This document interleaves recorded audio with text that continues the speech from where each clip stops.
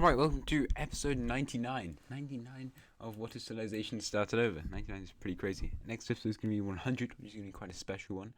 But in the last episode, we saw multiple conflicts emerge, such as a pretty major one, I meant to say in Germany, but I went to West Africa instead. There's one in Germany, where we saw a civil war occur and the division of that country. And then also another one in West Africa, where the Ghanaian country expanded up the western coast of that area. And probably a couple more. There's one in Indonesia, because the Indo-Chinese country invaded northern Sumatra. And then I'm pretty sure there was another one, but I forgot about it. So, oh well. Womp to me, I guess. Anyway, today's episode, we got some more fun, cool stuff happening. And to start off today's episode, I'm wondering which event to do, because, there's kind of a few I could do. But I feel like the one that makes the most sense would be Brazil. So I've got a lot of layers, because I've been doing possible alternate history maps for this series, which is kind of crazy. Alternate different histories for this series. What? And yeah, so I've got a lot of those. But yeah, Brazil's going to go to war. Brazil is a country which is in possession of nuclear bombs, pretty interestingly enough. That's not exactly a great thing. Where's the nuclear? Yeah, so they've got 6. There are no nukes were dropped in South America during World War III, so they're still kind of fine, but it is affecting everyone in the world. Anyway, obviously they're going to be invading this northern blue country. They were colonized by the Carthaginian Empire. I'm just going to change the shade of blue, or I guess not. They're colonized by the Carthaginian Empire, and they got independence. It's a very small country, and unfortunately that means the Brazilians are very eager to conquer them. They have barely any cities. Like Brazil has that same amount just over there, and they're going to easily push in and take both the other major cities. I assume there's mountains here, but there's also lakes, and people probably live near the lakes, so oh well. And they push in towards the capital, surrounding it and taking over all the surrounding areas, and until like a week later maybe, the war ends. This war was not a very long one because Brazil is far more powerful. So in the peace treaty, quite predictably, Brazil will fully annex this country, and they have some pretty nice borders, I think. They're pretty good. Anyway, whilst we're talking about Brazil, who is an upcoming power in the world, we can talk about power rankings. So at this point, at the end of today's episode, it will be 2008. And at today's episode, probably the end. No, probably the start. Yeah, probably starting it. I don't know. I'm confused with when these times mean. I think usually they mean the end. The end of this one will be 2010. It doesn't matter. Anyway, number 1 is of course the Franco Union, followed by Korea, the Ganjiatic country, Russia, Italy. Actually, major point to mention, Russia has overtaken the Italians now, who are in number 5, which is showing the Russian economy is making quite a good turnaround. They're coming back. The Russians are returning. So that's pretty good. Indochina is still at number 6. And Norway, America, Tibet, and Northern Brazil are all in the same spots. But, Russia moved a bit. Going over to Europe there, and to some countries that were involved, like Italy. I don't know, I couldn't think of a good segue, but we've got there now. Italy will be forming their own military alliance, which is pretty weird. What shapes we used? Not this shape, so you can have that. Yep, so the Italians will be forming their own military alliance, and it's going to strangely be enough be with the with the nation of Poland. So Poland and Italy haven't really done too much in their history. They now border each other because the Austrian country doesn't exist. But yeah, kind of weird. It might be because of Russia though. That's a pretty valid reason for why. Oh wait, there is that shape alliance.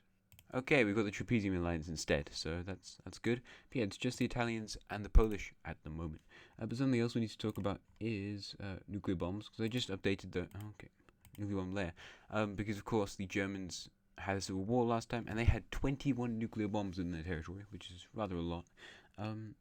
So what they've done is, well, a lot of them got stolen by the Eastern Germans in the peace treaty, and nothing was done to recover them because they don't want a nuclear fallout between both Germanys. So the Western Germans still ended up with 12. So it's not terrible, but it's not really a great thing for them. Speaking of nuclear bombs, Southern country wants to produce some nukes, so I'm going to pause it for that. Right, so the Russians go from 43 over to 50 nuclear bombs. However, 3 ships left Russia through different seas, I guess, and they were in the sale of nukes. However, only one of those ships was detected where it went, and it went to Western Australia, a previous ally of the Russian country, as they are now up to 7 nuclear bombs. But the other 2 Russian nuclear bomb carrying ships, nobody knows where they went. So that's mildly concerning for the world, because there's 2 more nuclear powers who potentially, with the Russian economy back on its feet and really, really going up again, they could have a lot of nuclear bombs. The Russians just produced 13. So, yeah, it depends. Anyone could have quite a few nukes now. Anyway, what do you want to do next? I guess economic alliances could be what do we do next? Where's economic alliances? Because last time we saw the creation of the Western European Economic Alliance, which is, of course, the Andalusians. Well, it's not really Andalusia, like, well, it is probably. I have a way of finding out, but let's do that. Okay, that wasn't it. Provinces. Okay, it's like Malaga, never mind. Then it's Catalonia, the Franco-Union, Netherlands, and Norway. However, in the last episode I said 2 new countries are going to be joining, one of them being the Western Germans.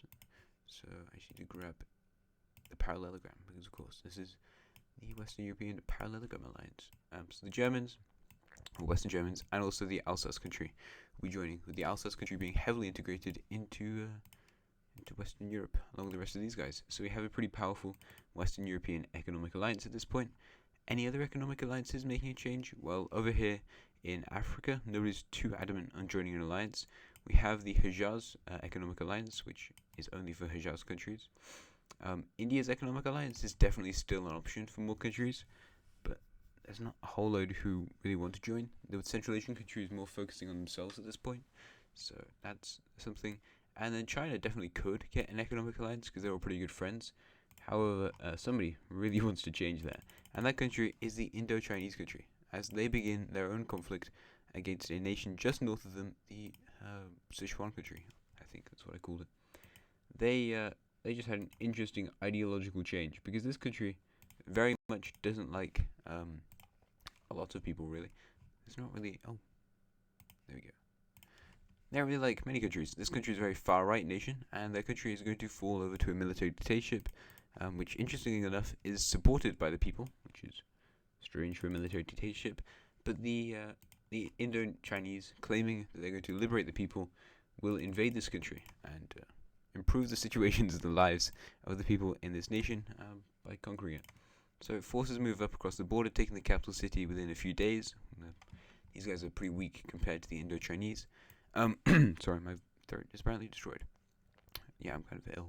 Anyway, they take this city and they push up towards another one. However, the other 2 remaining cities are way further north than the rest of the border. However, the Indo-Chinese, they do struggle fighting this environment, and there's definitely going to be guerrilla warfare, after the conflict, because they're going to win. And during the conflict. But the Indo-Chinese are doing a pretty good job. They use their own guerrilla warfare when fighting the Chinese in World War III. And previous, like the interwar Cold War bit, they fought the Chinese. So they're kind of good at working out how to do that. And they close in on both these cities, encircling both of them and eventually taking them. The leader's killed probably pretty early on. He was a very militarist guy. He liked fighting. But now his country has been taken over by the Indo-Chinese, who look really, really weird. They've got some strange looking hair.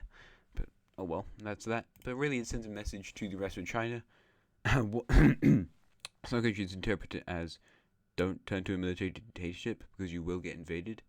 And other countries are like, well, we really should stand up for Chinese values.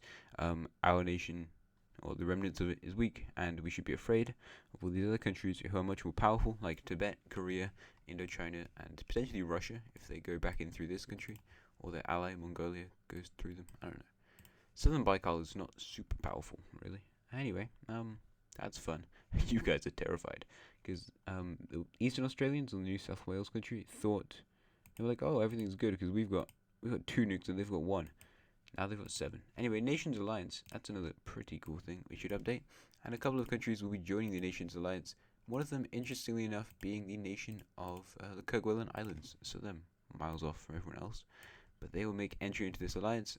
To be honest, there's probably not a whole lot more people who are really going to be that interested. The Eastern Germans will make an entrance into it, and so will these guys over here, which is pretty surprising. The Hungarians opt to stay out, but the Bulgarians will also join it. Finland and Hungary are still just pretty isolationist. Actually, Hungary. Let's throw them in. Turkey will join, and so will... Okay. I was about to check, are we doing the right layer? And so the Southern Red country over here. So obviously they have quite a lot of influence around here in Europe, which is kind of where it's based. I will go over to Asia in a second. Yeah, most of Anatolia is involved. The Middle East is kind of getting there, but not quite. Anyway, over here in India, we see the joining of the purple country down here in the south. Bengal will not join, but we see the yellow team join. Over here in China, they're all involved. There's not really anyone else who can join over here in Asia. Like, realistically, would join. Most of you guys are military guys anyway. But we see this blue country join because they're like a friend of you two guys. So they probably should have joined a while ago. The red Indonesians will stay out. However, Bengal, they're just neutral. But we see this pink country over here, a pinkish country, join along with this blue one down here. So they're one of the first African countries to join, if not the only African country, barring the Kerguelen Islands, depending on where the hell they are. Anyway, that's a lot of new countries joining this alliance, and it's really showing this global organization can be trusted. And that's good for the world. Anyway, where do we want to go next? Because like wars and stuff we can do. That's kind of what we do in this entire series. I forgot where I was going to go next.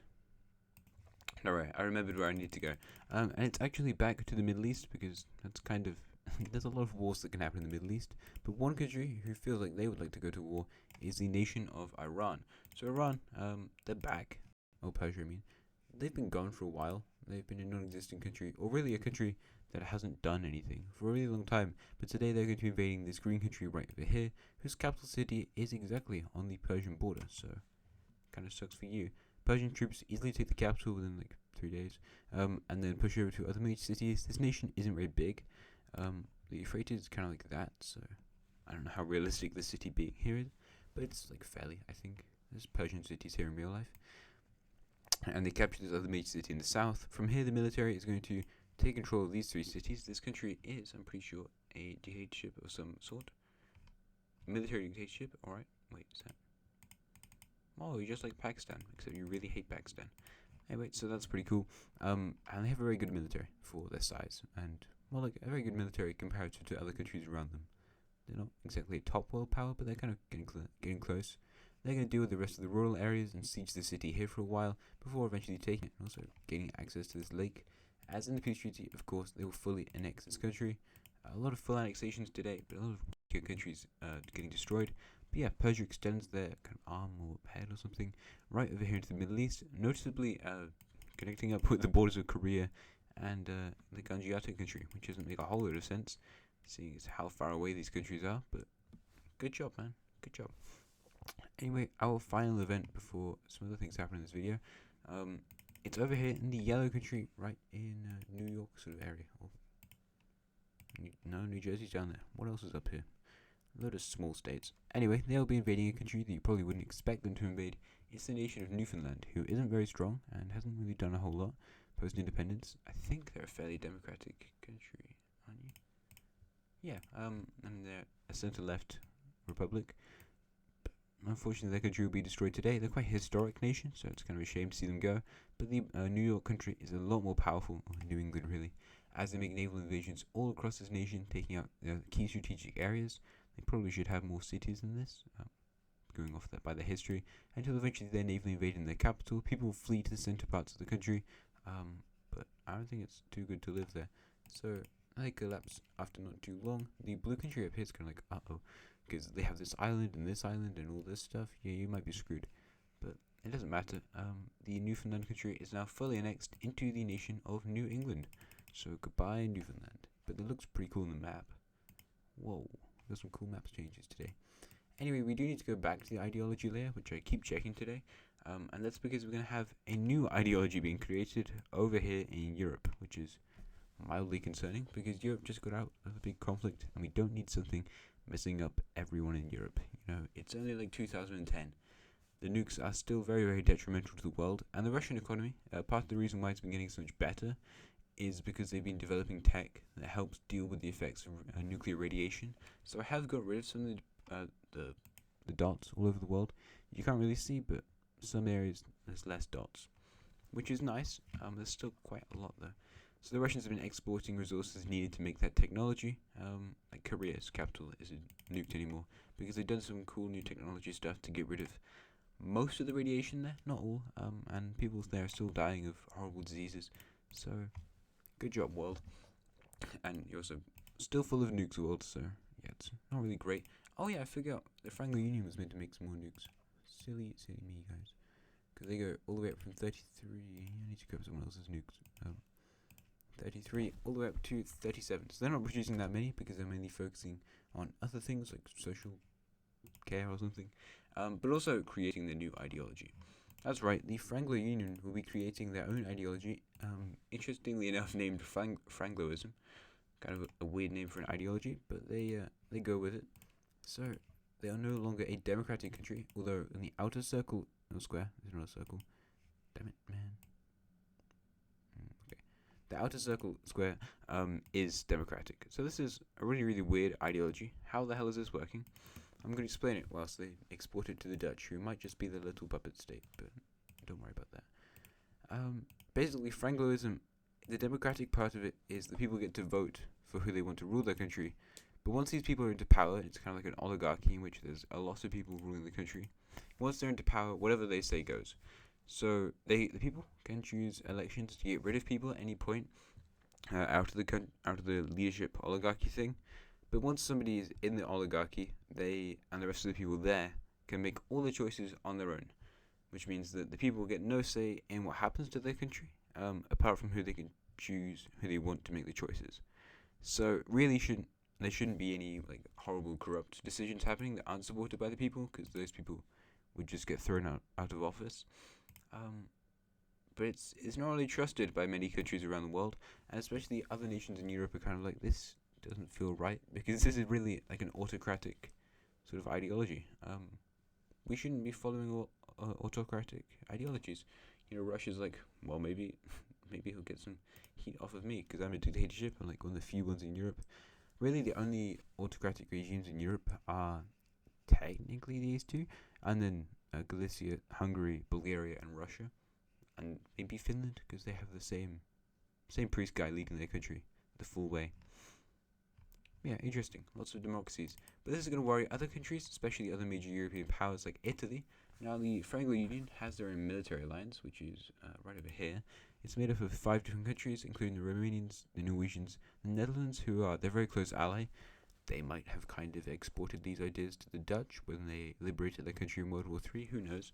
And also the Americans, who are just, they're just chilling. They're pretty good friends with these guys. They were colonized by the British, so they kind of like them a bit. But it's going to worry the Italians a lot. Luckily, they have their own military alliance in Poland, so if things turn south, at least Poland will be there to help you. But these guys definitely have a lot more influence than Poland, and you do. So we might see more alliances appear in the next episode, and also something pretty major, because it's episode 100. So yeah, I'm very excited to record the next one, and I'll see you there, I suppose. I don't know if I'm missing something, probably am. But yeah, thanks for watching, and I'll see you again next time. Goodbye.